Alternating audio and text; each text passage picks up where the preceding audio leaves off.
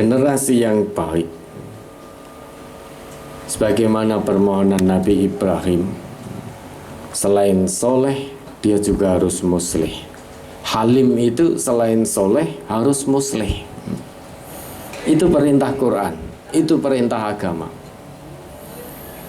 Oleh karena itu, Majelis Tafsir Al-Quran melalui bidang pendidikannya berusaha hadir mempersiapkan generasi-generasi bangsa yang terbaik, generasi Islam yang terbaik.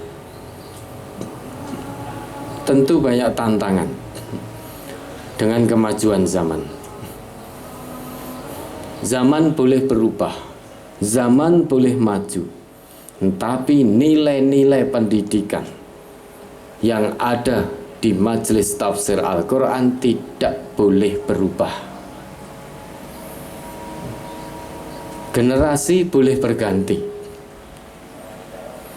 metodologi boleh berganti, namun nilai-nilai ruh yang ada di Majelis Tafsir Al-Quran tidak boleh berubah. Siapapun tidak diizinkan, tidak diperkenankan merubah nilai-nilai ini. Kalau metodologi silahkan mengikuti perubahan kemajuan zaman. Micro teaching silahkan mengikuti perubahan kemajuan zaman. Generasi silahkan berganti. Pengemban-pengemban amanah jelas akan berganti, karena tidak ada manusia yang hidup selamanya. Meskipun semuanya berganti, ada satu yang tidak boleh tergantikan, yaitu nilai-nilai ruh Majelis Tafsir Al-Quran. Karena insya Allah nilai ruh yang ada di MTA ini semaksimalnya dilandaskan pada nilai-nilai Al-Quran, nilai-nilai As-Sunnah. Oleh sebab itu, karena landasannya Quran dan Sunnah, maka tidak mungkin akan tergantikan oleh apapun. Sehingga tadi kami matur, semuanya boleh berganti selama tidak ada larangan dalam wilayah agama. Hanya satu yang tidak bisa tergantikan, yaitu nilai-nilai yang ada di Majelis Tafsir Al-Quran. Karena asasnya adalah Al-Quran dan Sunnah. Tidak mungkin Al-Quran dan As-Sunnah kita rubah untuk mengikuti perkembangan perubahan kemajuan zaman. Tidak mungkin. Yang ada perkembangan, perubahan, kemajuan zaman harus tetap mengikuti apa yang menjadi petunjuk Al-Quran dan As-Sunnah. Oleh karenanya nilai tidak boleh berubah. Nilai yang dimaksud tentu al-amru bil ma'ruf wan nahyu 'anil munkar, amar ma'ruf nahi munkar. Sehingga guru di SMP ini bukan hanya sebatas mengajarkan ilmu saja. Kalau hanya mengajarkan ilmu itu mudah. Guru harus mendidik akhlak anak-anaknya. Mendidik akhlak, karakter anak-anak kita ini tugas yang paling berat. Kalau hanya mentransfer ilmu itu semudah membalikkan telapak tangan. Bukti bahwa pendidikan akhlak itu sangat berat, bahkan menjadi aktivitas paling berat, dibuktikan untuk itu Allah turunkan Quran, Allah utus Rasulnya. Tugas utama dari Rasul pertama kali bukan untuk mengajarkan ilmu, namun liutammima makarimal akhlak. Itu tugas utama, menyempurnakan akhlak yang mulia. Sesudah itu baru mentransfer ilmu. Karena ilmu yang tertransfer diterima tanpa akhlak yang baik, hasilnya tidak baik. Jika ilmu yang ditransferkan diterima dengan akhlak yang baik, pasti baik hasilnya. ilmunya akan bermanfaat bagi din ini, bagi masyarakat, bagi bangsa dan negeri. Ilmunya tidak untuk menimpakan bencana madharat pada orang lain. Itu kalau orang berilmu, cerdas intelektualnya, cerdas hatinya, maka ilmunya akan menjadi bermanfaat. Pendidikan yang diajarkan oleh Rasulullah, pertama, perhatikan akhlak anak didik dulu. Selain itu, sebelum memperhatikan akhlak anak didik, perhatikan akhlak diri sendiri dulu.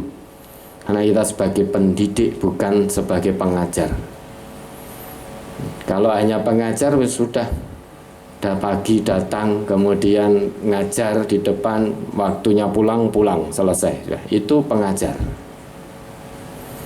Namun di MTA tidak boleh memposisikan diri hanya sebatas pengajar, harus menjadi pendidik.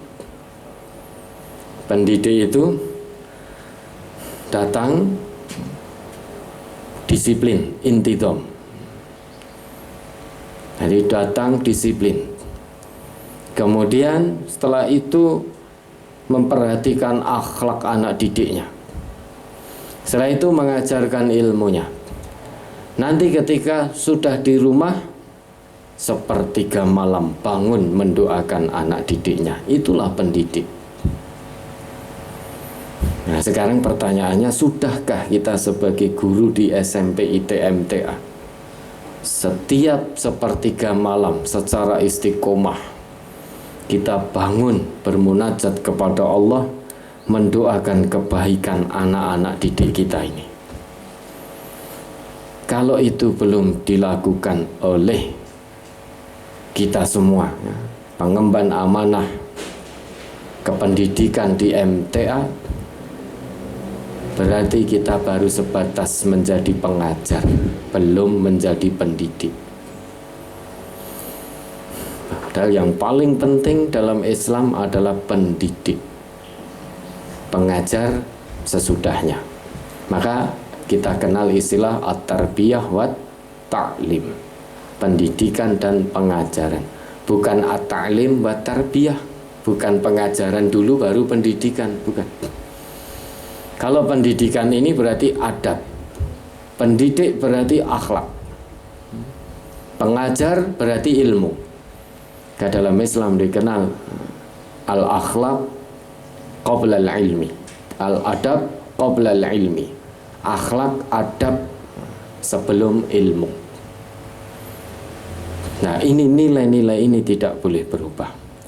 Di samping nilai keikhlasan, kesabaran, mujahadah, ini tidak boleh berubah nilai ini sampai kapanpun. Alaikum anfusakum la yadurrukum man dhalla idza tadaitum. Nanti akan ada di belakang kita hari-hari di mana kita mempertahankan nilai Quran dan Sunnah ini dalam pendidikan kita, dalam kehidupan sehari-hari kita. Itu mislul qabdi alal jamri, seperti kita sedang menggenggam bara api, panas rasanya. Sekalipun panasnya luar biasa bara api yang kita genggam itu, namun kalau menginginkan selamat dunia akhirat, jangan lepaskan bara api itu, terus genggam sampai kita bertemu dengan Allah. Ini nilai yang tidak boleh berubah. Maka SMP ini juga tidak boleh membuat langkah sendiri, ngambil kebijakan sendiri, keluar dari khitoh majelis tafsir Al-Quran, keluar dari nilai-nilai Quran dan Sunnah, sangat-sangat tidak diizinkan, apapun resikonya. Karena kita lebih takut kepada Allah, karena Allah yang maha segalanya. Semuanya kalau kita sampai merubah nilai-nilai ini, kullukum ra'in wa kullukum mas'ulun an ra'iyati. Siap-siap dijawab nanti, pertanggungjawaban dari Allah. Dan yang terakhir pada anak-anakku, ya, jangan berpuas diri. Tadi dalam puisi Jawa tadi disebutkan ojo ungkang-ungkang krana wis ngrasa lodang. Jangan ungkang-ungkang merasa sudah lulus, merasa sudah lodang, sudah senggang terus ungkang-ungkang. Langkahmu masih jauh. Ini baru lulus SMP. Langkahmu masih sangat-sangat jauh. Ini tahap awal, kalian akan menemui kehidupan yang sesungguhnya dengan segala macam problematikanya. Hati-hati kalian di usia-usia remaja, di mana usia remaja itu hubbuz zuhur wa isbatu dzatnya sangat tinggi.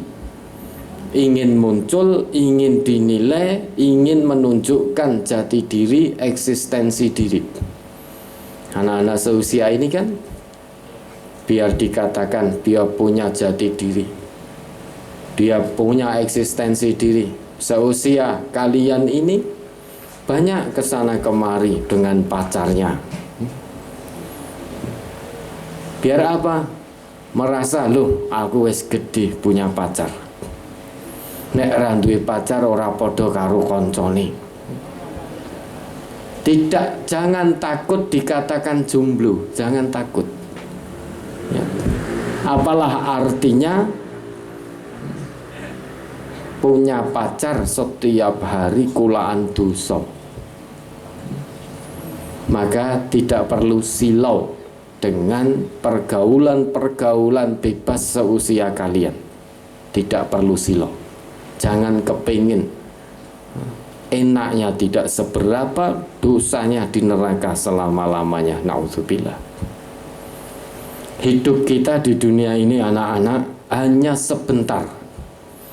Amanah hidup yang Allah berikan kepada kita ini hanya satu kali. Allah tidak akan beri kita kesempatan yang kedua kali. Kalau satu kali ini tidak bisa kita manfaatkan, tidak bisa kita jaga dengan baik dalam ketundukan dan ketaatan kepada Allah, maka kita akan menemui kehinaan, kesengsaraan selama-lamanya, baik di dunia maupun lebih-lebih ketika kita sampai di hadapan Allah nanti. Maka gunakan masa mudahmu sebelum datang masa tua dengan baik. Tetap tunduk patuh kepada Allah. Jaga akhlakmu. Senantiasa merasa diawasi oleh Allah, baik dalam kesendirian maupun ketika kalian bersama dengan teman-teman. Jangan mengikuti bujuk rayu setan. Ini larangan Allah, wala tattabi'u khutuwatis syaitan innahu lakum aduwwum mubin. Sekali kalian mengikuti bujuk rayu setan, kalian akan mengikuti bujuk rayunya yang kedua, ketiga, keempat, dan seterusnya. Akhirnya melanggar semua yang dilarang oleh Allah dan Rasulnya. Na'udzubillah. Jangan terperdaya kehidupan dunia. La taghurrannakumul hayatud dunya wa la yaghurrannakum billahil ghurur. Jangan terperdaya kehidupan dunia, jangan terperdaya oleh bujuk rayu setan yang pandai memperdaya. Jangan ikuti hawa nafsumu, tapi ikuti apa yang menjadi ketentuan Allah dan Rasulullah. Kalian ini generasi emas, generasi yang diharapkan oleh Islam dan negeri ini. Jangan sia-siakan amanah ilahiyah ini.